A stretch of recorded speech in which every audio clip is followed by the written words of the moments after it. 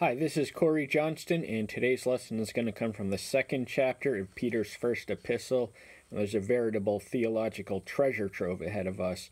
To preview in advance of some of the concepts we'll be dissecting, he uses the analogy of milk as a spiritual nutrient, the analogy of a living stone, or cornerstone, or chief cornerstone, to describe the central significance of the Messiah in the church. He expounds on the concept of a royal priesthood, which would have been revolutionary for a Jew converting to Christianity, and also includes a call for obedience to secular authorities in general. He instills proper attitudes befitting slaves and masters, and closes with an extrapolation on the atonement, which can be treated in an abstract or esoteric doctrinal fashion, but the practical application we may profitably deduce is we may look to the Messiah's exemplary embrace of suffering for a higher purpose, and Peter does that quite masterfully.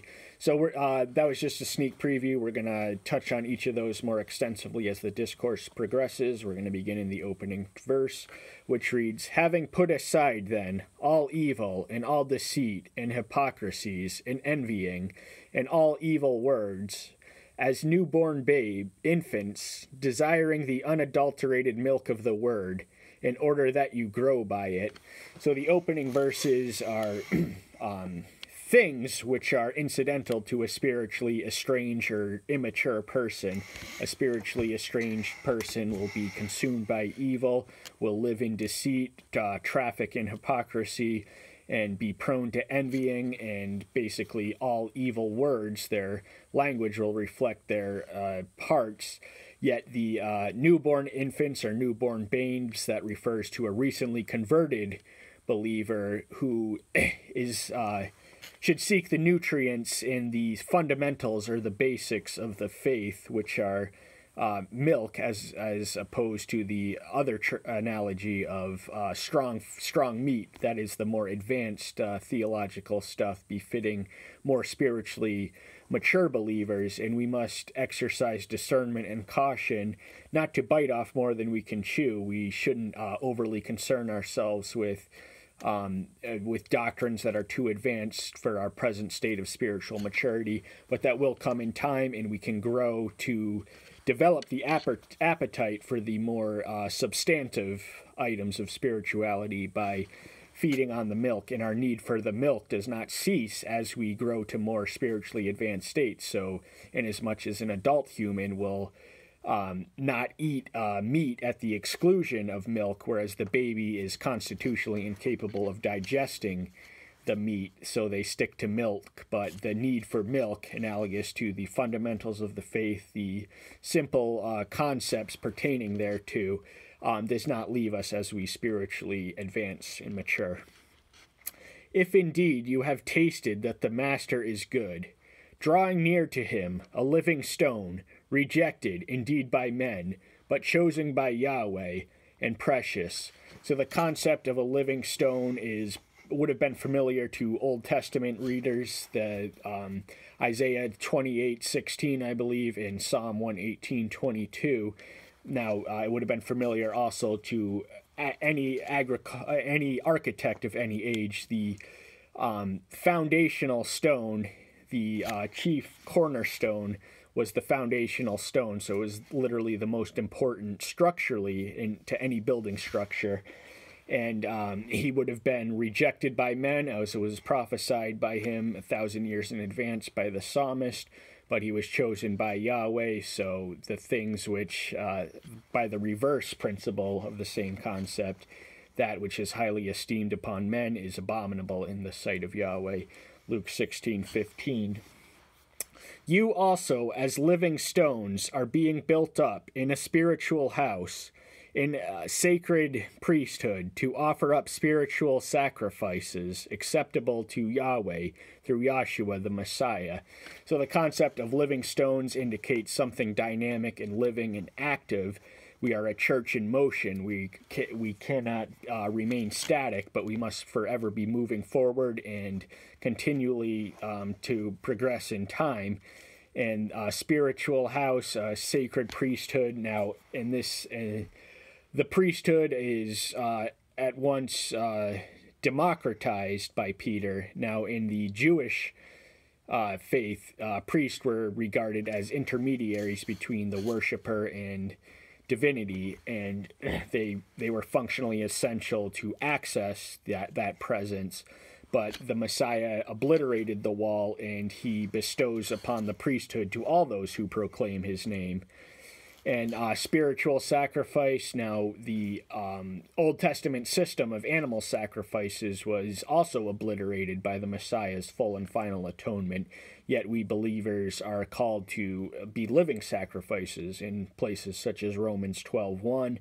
And in here, the idea is that we are to live with sacrifice in mind. And sacrifice is the principle of forsaking something or surrendering something in order to gain something greater. And the great gift that we give through our living sacrifice is for the salvation of our soul and that of others. Because it is contained in the Scriptures, see, I lay in Zion a chief cornerstone, chosen, precious, and he who believes on him shall by no means be put to shame. So he is referring to the Old Testament, I believe the psalmist who indicated, now in Zion, that is a location, a hill, a Mount Zion in Jerusalem. And precious just shows its value in the sight of the Almighty. And those who embrace that value or embrace it for what it is, can benefit from that value. And it's not a source of shame. Now, we may be... there may be times when outsiders will try and shame us for our belief, but in the final analysis and at the end of the day, it is a source of shame for them, even if they try to shame us for their Romans 1:16, for I am not ashamed of the good news, because it is the message of salvation. So there's really no cause or reason to be ashamed in the faith that we claim and practice. This esteem, then, is for you who believe, but to those who are disobedient, the stone which the builders rejected has become the chief cornerstone.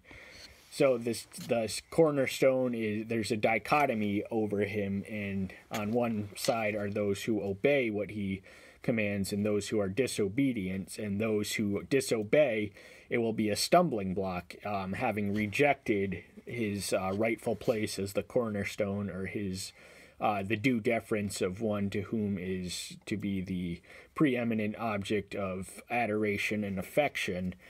And that the cross is a stumbling block. A lot of people refuse to accept it. It upsets their cherished preconceptions of spirituality, and that is unfortunate, but that is all rooted in disobedience. And a stone of stumbling, and a rock that makes for falling, who stumble because they are disobedient to the word, to which they were also appointed. So I said much of what I should have said after the verse, before the verse, but the idea, just to reiterate once more, a stumbling block. Now, there are a variety of reasons for which the Messiah causes those spiritual seekers to stumble. He demands a lot, and yet his burden is light, but even so, he demands the totality of our affection and obedience, and that is a source of stumbling for many. That's one of many ways in which he is a stumbling block. And but the word, those who are appointed, is that entails a responsibility amongst those who minister to proclaim the word but not disobey it. And they had forsaken their calling. But you are a chosen race, a royal priesthood, a sacred nation, a people for a possession, that you should proclaim the praises of him who called you out of darkness into his marvelous light. So the chosen race, now the only concept now to a Jewish biblical time believer, chosen people, they would have thought of their race as being chosen. They were a chosen people for a specifically divine purpose to witness to Yahweh to a lost and fallen world. And we already explained that the priesthood is now the royal priesthood is at once aristocratic and it is also democratic, because remember, the exclusive prerogatives of priesthood would have been vested in a specific professional class of believers in the Old Testament Jews, but it's democratized. I believe Martin Luther proclaimed the priesthood of the baptized, and the purpose for the church is to proclaim the praises of him who called us out of darkness into his marvelous light. So once having been rescued from that light, we are duty bound, and it shouldn't be an act of it should be a natural response to want to lend words to save those who are enraptured in darkness, knowing what that's like, and being in that same world. We cannot help but look at the world in the same, knowing that it is enraptured in the darkness in which we ourselves were once enraptured in. Who once were not a people, but now the people of Elohim, who had not obtained mercy, but now obtain mercy. So he's writing mostly to a Gentile audience, and they had no concept of being a people, and the church observes no national or ethnic or racial barriers, restrictions, or exclusions. And but he's reminding them that prior to their conversion, they had no concept of mercy, and they now had what they once lacked. Beloved ones, I appeal to you as sojourners and pilgrims, to abstain from fleshly lust, which battle against the being.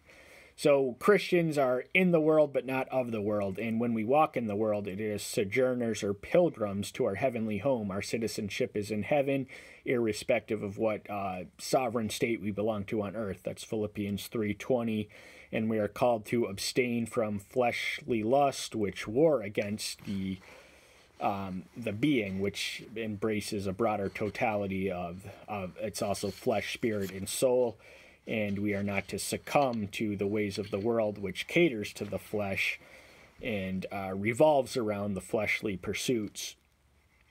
Having your behavior among the Gentiles good, so that when they speak against you as evildoers, let them, by observing your good works, esteem Elohim in a day of visitation. So the calls for honesty amongst the Judeo-Christian people are not to be confined to our community, but are to govern our interactions with those who exist outside our community. Gentiles would have been understood by any non-Jews, but the term to Christian can mean the unchurched, or the non-Christians. And so our words and behavior should give a witness to what we have and what we can offer. And the Proverbs 16:7 springs to mind. When a man's ways please Yahweh, he makes even his enemy to be at peace with himself. So the principle is intact in this passage. And now the observation of our witness of good works will compel them to think about what we have and what we are and what we do and why we do it and who we do it in. So it's ultimately a witness which leads to Elohim. Be subject to every institution of man because of the master, whether to the king as supreme, or to governors as to those who are sent by him for the punishment of doers of evil, and a praise for those who do good. So this is a call to obedience to secular authorities. Now, we may not necessarily respect the person in the office, but we should respect the office, if not the person occupying it. And in any matter which doesn't conflict with the conscience, which doesn't cause us to deliberately disobey Elohim. Remember, Peter himself in Acts 5:29, when confronted by the Sanhedrin, said, ought we to obey man or Yahweh? So in all matters reasonable, we are to obey secular authorities, no matter how extreme or ridiculous the laws are that don't pertain to spirituality and worship. Now, if a tyrant demands that we consecrate idols, that's a different concern than if a Roman soldier commands us to take his backpack for 1 mile, the master tells us to take 2 in Matthew 5. But the purpose for governors are enforcers of laws, and that is dichotomy. Now, those who do evil are naturally fearful of those who have the power to punish them, but those who do good needn't worry, and in fact can praise police officers for, or enforcers of law for what they do, which is protect good people and punish bad people. Because such is the will of Elohim, that by doing good you should put to silence the ignorance of foolish men. So the witness will be resounding and irresistible. When we do good, we have no cause to invite criticism or acclaim or anything other than praise by our works. And as free, yet not using your freedom as a cloak for evil, but as servants of Elohim. So the demands of Christian liberty are, it's to be located in the golden mean between the extremes of license and legalism. So we are free to obey, and we consciously exercise the obedience because we are free and not bound by the law, because the law is made for a wayward and evil person, and we should not use the liberty we have to excuse sin. Just because sin abounds, grace abounds all the more. It means we shouldn't exhaust the grace which has already been expended on our behalf. And always, always, always as servants of Elohim. Respect all, love the brotherhood, revere Elohim, respect the king. So the respect is to govern our interactions and interrelations with all who come in our cross, whether they be of the church or the secular authorities. But the principle is to be consistent and inviolate. We are to respect them, befitting the fact that they are made in the image of the same divine maker from whom we originate. So even those outside the church, to broaden the application of the principle. And that's all the time we have for today. Thank you so much. Tune in next time. Bye-bye.